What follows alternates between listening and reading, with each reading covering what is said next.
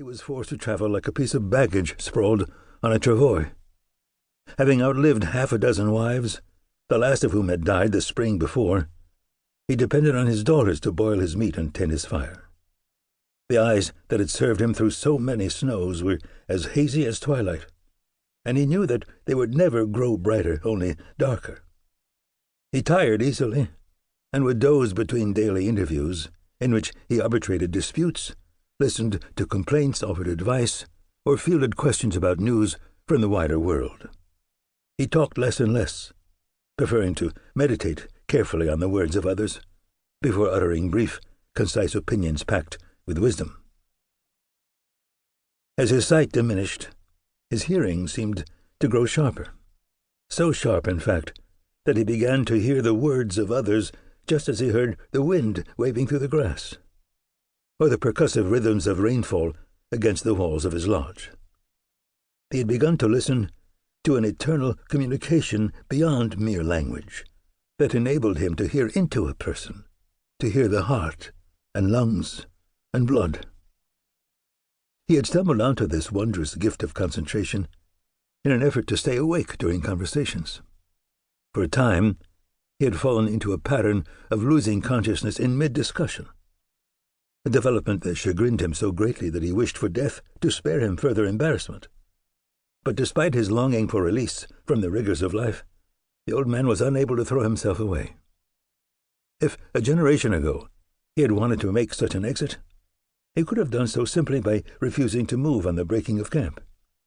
His lodge would have been struck around him, and he would have been left to sit like a shelled pea on the ground, a cup of water and a bowl of food beside him. The sun would glare down upon him, the wind would rush over his wrinkled flesh, and eventually he would recline on his back, never to rise again, content with the thought that soon he would melt back into the body of his mother, the earth. Such a death seemed a luxury now. He imagined it in the same way a boy dreams of winning honors in battle, or a girl looks forward to making a family of her own. But no matter how much he wished it to be, 10 Bears could not take the hand death had extended. The present generation was the most challenging he had ever known in his life as a Comanche. In any other era, his time would come and go, and his own earthly presence would be replaced by another, just as it had happened with the Comanches since they first appeared on the earth.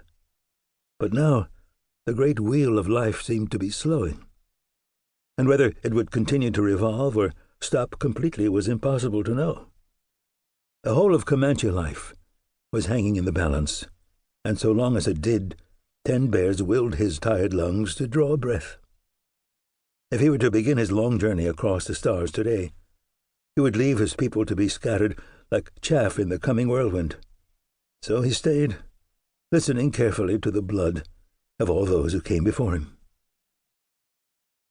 When the sun was starting down, one of his granddaughters, hunting for something, usually came by with a small bowl of buffalo and berries, which she herself had pounded into a mush.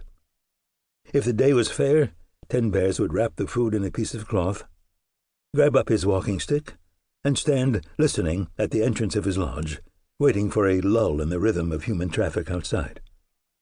At the appropriate moment, 10 Bears would bend his creaky frame and start into the sunlight, charting a course for the open prairie and whatever scant stand of trees lay by a spring or pond or stream close to camp. No one interrupted these sojourns. The entire community knew that 10 Bears had somehow acquired the ability to hear blood, and that for him to maintain the gift it was necessary that he be free of distraction. When people saw him stride stiffly out of camp, they let him go in the knowledge that surely he was sifting weighty and mysterious thoughts.